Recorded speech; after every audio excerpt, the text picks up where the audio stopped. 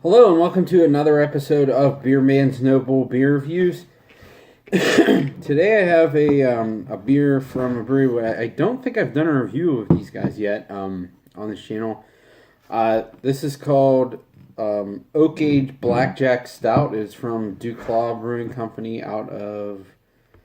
I know they're in Maryland, but I don't remember...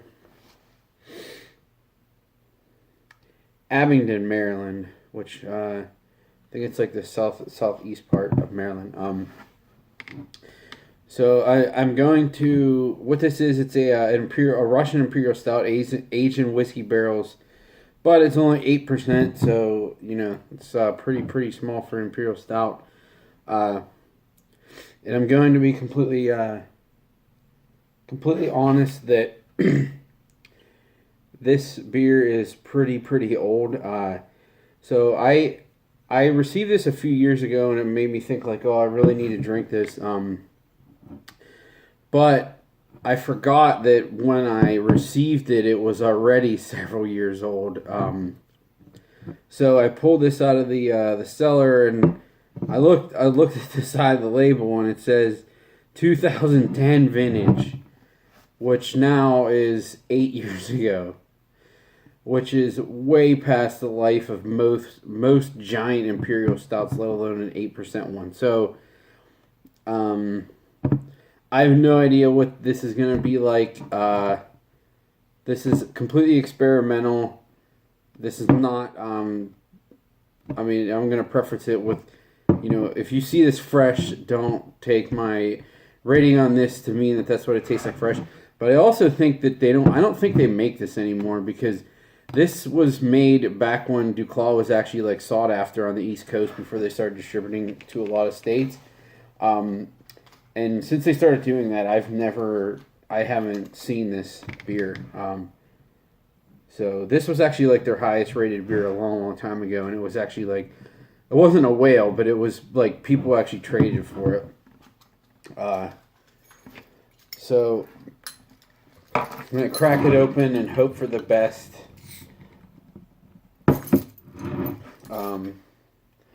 Well, there's no rust under the cap or anything. That's a good sign. But we'll see.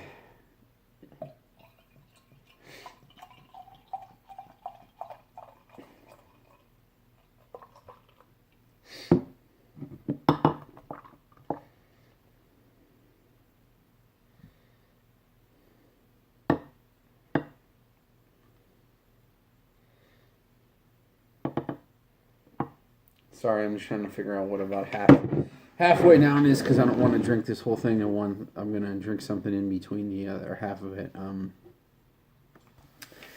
That's assuming that I drink the whole thing. So it pours a pretty dark brown to black color. I mean, it's really making this the glass shine, which is nice.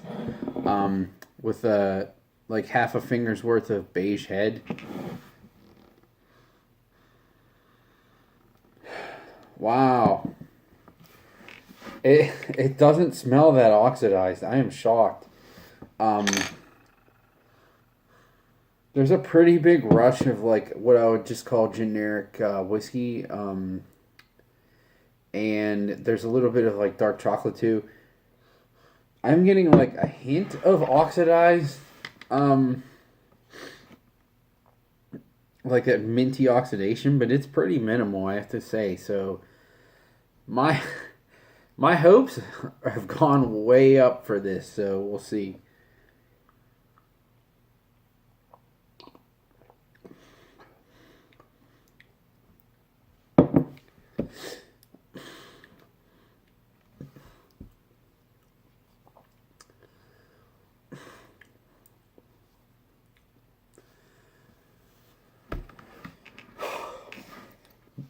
Now I'm so pissed that I didn't drink this earlier.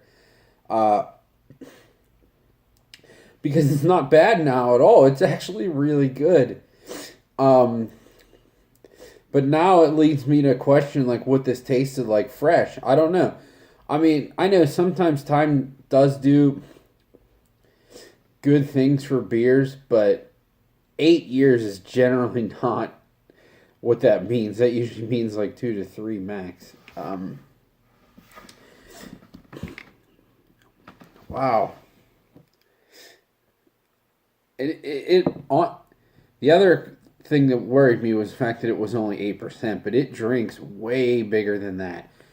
And I don't necessarily mean that it's super boozy, but just the heft of the body and just all the flavors, and like the barrel character is very well integrated based on the beer, like the balance between barrel and beer. And usually the lower the ABV, the more out of balance that is, because it's just the smaller beers can't handle the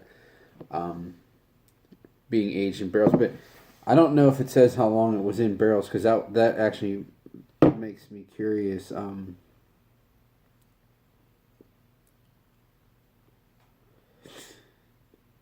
see. Oh, interesting. So this was back when people were barrel aging for very short periods of time. This is only barrel aged for 2 months, which it makes perfect sense why, for being the ABV that it is, the barrel isn't completely overwhelming the beer. But at the same time, I'm pretty impressed that it even has that much barrel taste for only being aged in barrels for 2 months. It almost seems like they really intentionally did it like that, where they knew the heft of the beer that they had, and they figured those 2 months would be good enough to get what they needed out of it. And I mean, I'm sure it wasn't just magic where it happened that way. I'm sure they were pulling nail. I mean, maybe, but I don't know why that you would even pull a nail unless like if anything before 2 months anyway. So I'm really, who knows.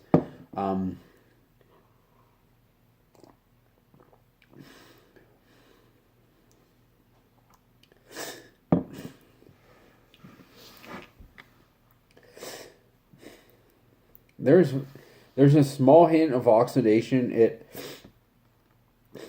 at the beginning, but it's very, very minimal. And honestly, some stouts fresh taste like that just because of the slight oxidation that can happen transporting to and from a barrel in general. So I would pretty much call it non-existent. It has a nice, like I said, generic oaky whiskey character, but it's not overwhelming the beer. Underneath, there's some dark chocolate, and almost like this, like slightly brown sugar and maple laden coffee bean character, which is just blowing me away that that's there. And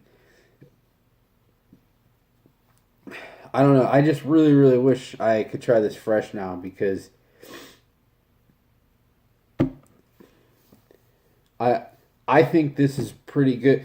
Like, this isn't the most amazing stout ever. One, for the age, it is really, really good.